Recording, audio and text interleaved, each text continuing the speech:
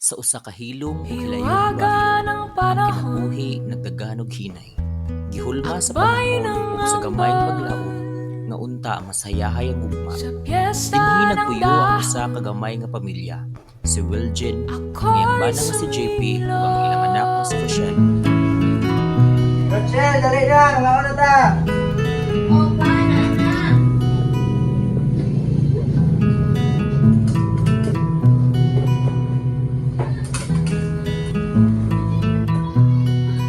In the name of the Father, and of the Son, and of the Holy Spirit. Bless us, O Lord, in this day we share about the receipt of their bounty through Christ our Lord. Amen. Father, and of the Son, and of the Holy Spirit. Amen. Ako din mga daghan di kaayo ibang buhat kanang practice ni pagyagi naka og mga ilahan lagi nga kanang contest niya kasi na mo niya nagdalo ko nga sila dili sa upat. Ang maayo. Kaya ang mga tagpuan sa bagong kayo wala pang pagkiba ingon ang mga customer.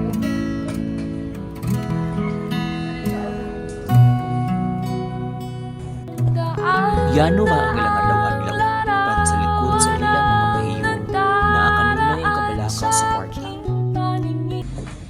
Rochelle, alas 7 na.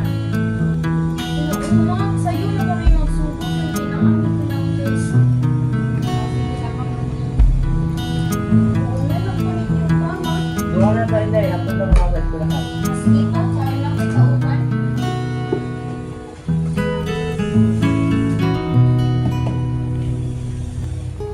Daan na ang nakaraan Ibinabalik ng simoy ng hangin Tatawa na lamang O ba't hihigpit Ang aking damdamin Pinaglalaruan ng baliw at wala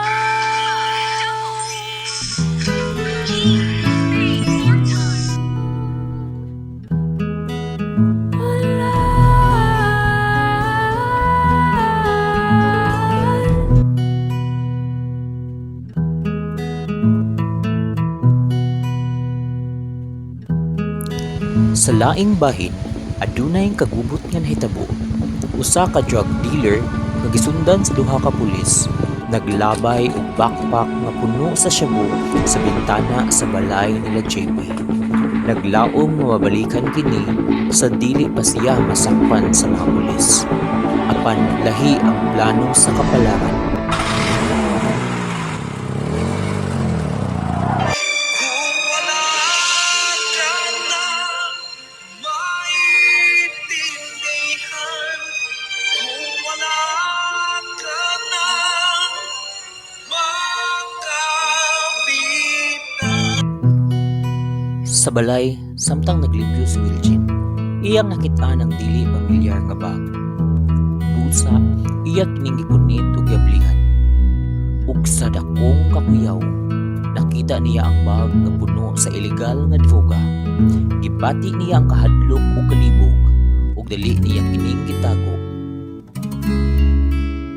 Sa laing bahin, si JP kalit lang katumba sa wala hibawi nga rason.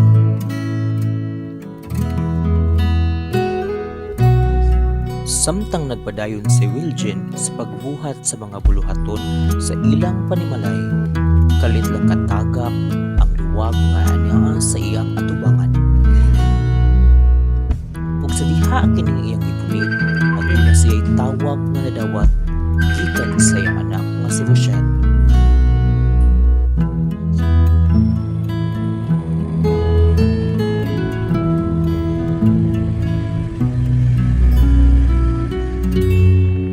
Good morning, ma'am. Sigun saan mo patient, ma'am? Ako sa i-check ang vital signs sa mga papa. Gisubay sa doktor ang kahimtang ni JP. Ug nagsulti siya kang Rochelle nga mobalik siya aron makigistorya sa iyang inahan.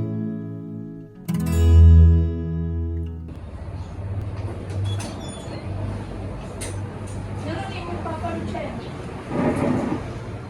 Wala ko kayo ba umanon sa papa. Nya. Anang wala kay class mo nakana ang naka. Kadali-dali lagi ko kay ningon akong classmate na siya amigo sa doktor nga na ako nung papani.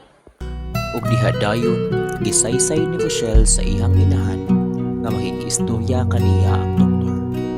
Ug nananghid si Rochelle nga mobalik sa siya sa eskwelahan kay adunay importanteng project nga pagahimuon.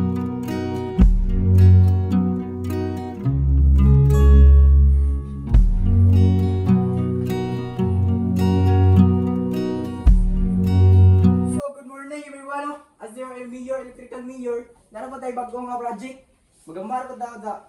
Nanganbas sa magikan. Mapalit og tubo tag 600 nya. Wire po tag 1,000. Ya. Suga tag siminta. Degan kayo na ya mga kanang switch na pala degan mga wan nga na. Samtang ang iyang mga classmate wala diha, si Rochelle magulanon ug tulala kay gihuna-huna niya ang kahimtang sa iyang amahan ug ang iyang mga tampuhon sa eskwelahan. Good morning, ma'am. Good morning, Doc. Ako sa kamay sa mga project. Yung mo lagi mo gawas. Sa ospital, nakikistorya ang Dr. Camuelgen ug diha gisaysay niya ang makalilisang nga balita. Ang iyang bana adunay tumor sa utok ug kinahanglan kini dayon og operasyon. Ug ang operasyon nagkantidad og 1 milyon ka pesos.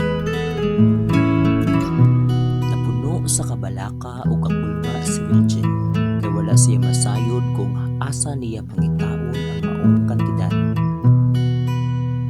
Samtang pauli si Wilgen sa ilang panimalay, iyang nahinumduman ang gitagong bag kapuno sa illegal nga droga. Sa usa ka gutlo, nisugyot sa iyang una-una nga ibiligya kini aron maluwas ang iyang bana.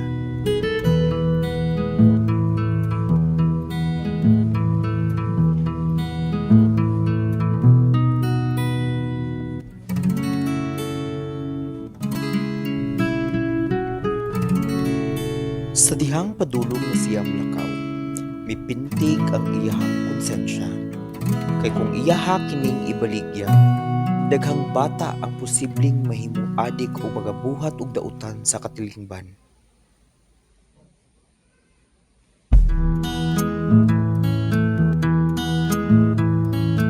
Human sa taas og lisod nga panguna-una, miabot siya sa usa ka mataho nga desisyon.